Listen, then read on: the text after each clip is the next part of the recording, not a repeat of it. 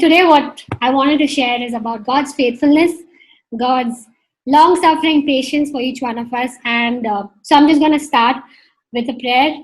Jesus, I just want to thank you so much for your presence here, for knowing that you never let go, that you are with us, and that you are so present and so tangible in this place, Lord.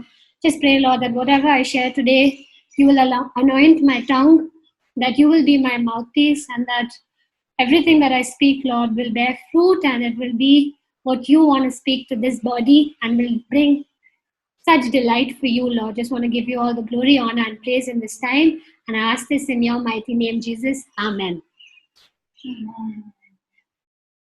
All right. So in 2015, when I first came to All Saints, now known as Highway, I was prophesied over that I'd be mighty like Gideon.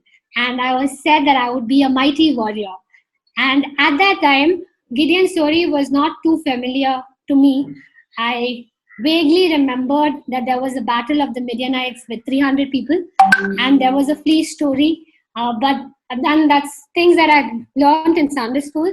But that's where it started and stopped for me. Fast forward to 5 years, and it took a corona pandemic, and it took the lockdown for me to dwell in and unpack the story of the most unlikely hero in the Old Testament, which is our Gideon. And this last month, reading about Gideon's life has kind of astounded and wrecked me in the best of ways, knowing God's heart and knowing that I am Gideon, I am a mighty warrior. And so I just wanted to give a bit of context about Gideon's story for those who would just need a refresher. It says in Judges chapter 6 that this was the time that people of Israel did what was evil in the sight of the Lord, and they and the Lord gave them into the hand of Midian for 7 years. And for 7 years, it was a time of fear, a time of complete scarcity and oppression for the people of Israel. They would hide in terror in caves and mountains and strongholds. And it was said that they could never produce anything because whatever they produced, basically the Midianites stole from them. So they didn't have food. Everything that was of theirs was stolen. And it was a time of utter despair and destruction. And finally, they cried out to God and cried out to help to the Lord. So in 7 years, it's been really bleak. And it's been a very dire situation for the people of Israel. And that's when we first meet Gideon. And when we first meet Gideon, we see him cowering in fear, trying to get some food produced. And the way he's introduced is an angel appears to Gideon, who was beating out wheat in the winepress to hide it from the Midianites. And I think most of us are aware that wheat is never threshed in the wine press, but that's a picture of him being so utterly desperate for having food and for not going under the eye of the Midianites. And you look at his state and you think that it's an utterly pitiful and desperate situation that he is in. And when you just see that this is happening under a wine press, you are taken aback because you see Gideon completely covering in fear. And when we read verse 11, you see now the angel of the Lord came and sat under the terebinth at Oprah, and the angel of the Lord appeared to him and said to him, "The Lord is with you, O mighty man of valor." And these are the first words that is uttered to Gideon in the presence of the Lord. And it seems incredible because you see the position and you see the posture of Gideon at this point. But that's who God sees him as, a mighty man of valor. And the first thing that is said to Gideon is, "The Lord is with you." And that's the promise that's repeated to him at the end of that sentence as well. And this is who Gideon was becoming in God's presence. And he was going to serve a big purpose. And that's what the angel was proclaiming to Gideon at that point. And so he assures Gideon of God's presence. And like I said, he ends that sentence with the same promise that he starts with. The Lord is with you. But like each one of us, it's been 7 years of not seeing anything happen. It's been 7 years of just being utterly desperate and hopeless and really wondering what's the move of the Spirit. And so Gideon, when these words are uttered to him from the angel, Gideon questions it based on everything that he has seen over the years. He's heard amazing stories of God's incredible power, of God's deliverance, but through these years, he's only felt abandoned, rejected, and he blames God for his circumstance. Gideon's perspective shows us why God sent the word of a prophet in the earlier text, where it says that when the people cried out to help, the Lord sent a prophet and he said to them, I led you from Egypt and brought you out of the house of bondage. I delivered you from the hand of Egypt and from the hand of all who oppressed you. And I said to you, I am the Lord your God. You shall not fear the God of Amorites, but you have not obeyed my voice. And this is why God wanted his people to know that this is why they were in a situation like this. And throughout this story of Gideon, you see that Gideon needs constant reassurance of the promise God had already told him, which was he is with him. And the amazing thing about this passage that kept coming back to me is seeing God's heart through it all. There are times when we've seen God being quick to, the minute God says something, it was obey and move. But with Gideon, you see God's heart of just patience. You see God being so patient with Gideon's doubt, Gideon's weakness. And throughout the passage, you see God giving him signs that he's asked for repeatedly.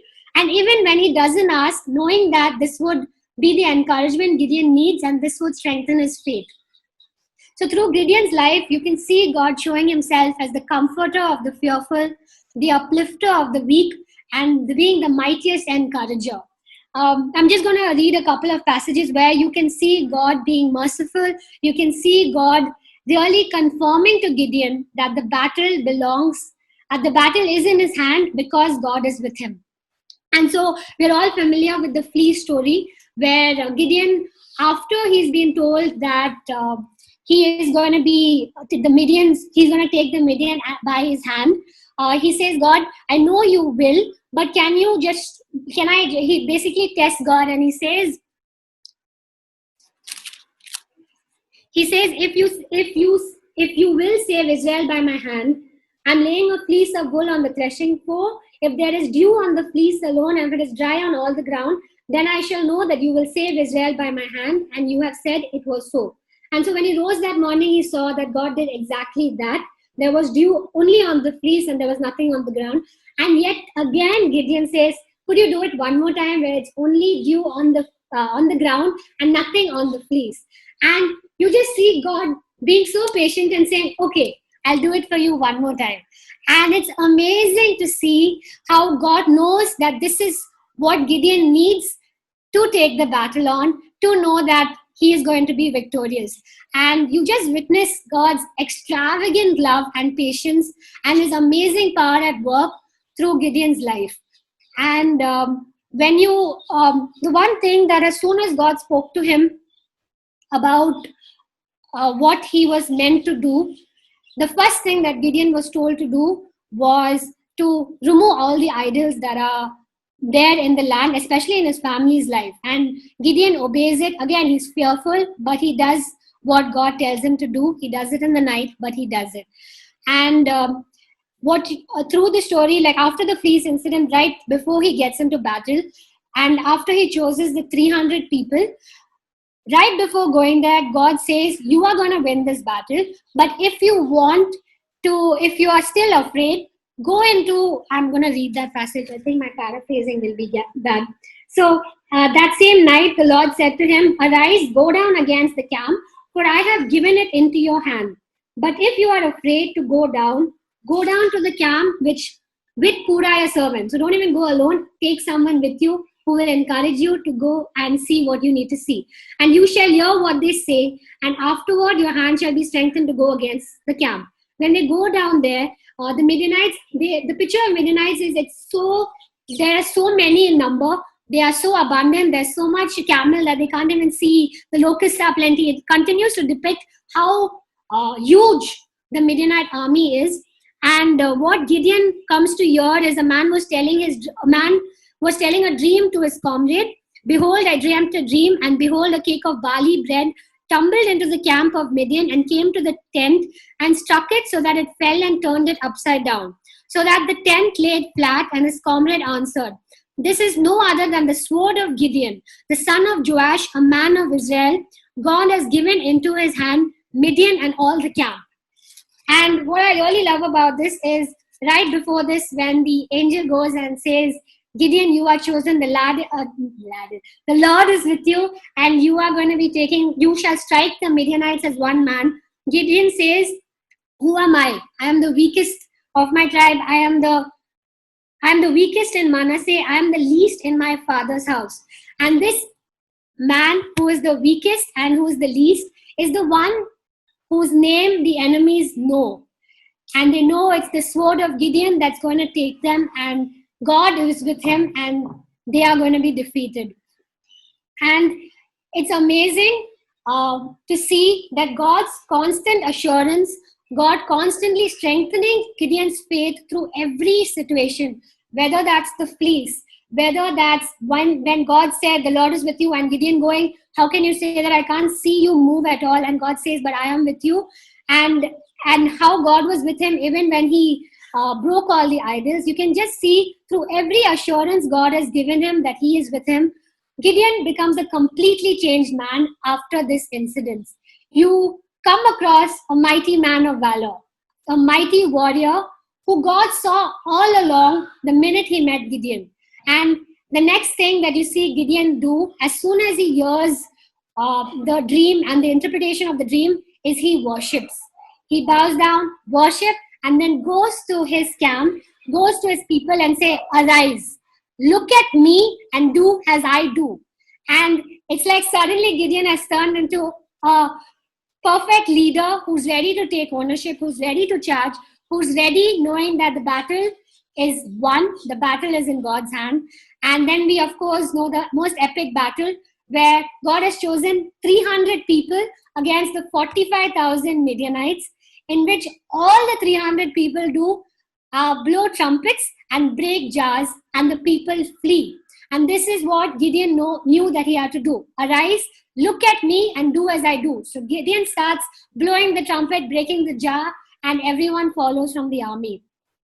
And it made me think, do we know anyone who has gotten as many reassurances like Gideon has, that God is with us and he sends us? And my answer was us. We've got that many assurances and reassurances and reassurances that God is with us and he has sent us. And he pretty much sends us for all the things Gideon was sent for. Gideon was sent to stand against idolatry, first in his own household. Before moving out and conquering the Midianites for Israel, he was told to annihilate and break down all the idols of Baal and Asherah that were there in his own father's house, that were there in his own family, and to show that his heart was completely for God and God alone. He was told, Gideon was sent to obey at all odds. When God said, your army is so big, we don't need so many people, so that all the glory for the battle was only for God and God alone. No one could ever say, I won this. It was by my might. And when God said, remove some of your people, send them away, and he did this way of choosing who to stay and who not to, Gideon just obeyed. You don't see a portion where Gideon goes like, but I need these people, how am I going to do this without them? So he obeys at all odds. And Gideon is sent to be an example to others. As you see, after the assurances and promises and the way God strengthens Gideon's faith, you can see Gideon arising and shining. You can see Gideon saying, do as I do and follow me. And he leads in a way that's the posture of what God's presence, God's power, and God's peace is upon him. And you see that the Spirit of Lord is clothed in Gideon. And you see him leading through that and being an example for others on being a God's anointed mighty warrior. So pretty much today, I just want to remind each of us, if we are feeling weak, if we are feeling afraid, if we are feeling doubtful, if we are feeling inadequate, great. Because that's exactly where God wants to use us. He wants to show his strength. He wants to meet us in that space, and he wants us to turn towards him so that he can be our strength. And it's not something that we need to ever look at and say, but I can't be used. And even if you say that, even if you feel weak in your faith right now, it's completely okay, because God will strengthen you just like he has done it before, and he will do it over and over and over and over again. Because just like he promised Gideon, and he kept saying to Gideon, he is with us and he has sent us. And he has called us mighty men and mighty women of valor. We are his mighty warriors. And so just want to leave that with each of you all today. So thank you.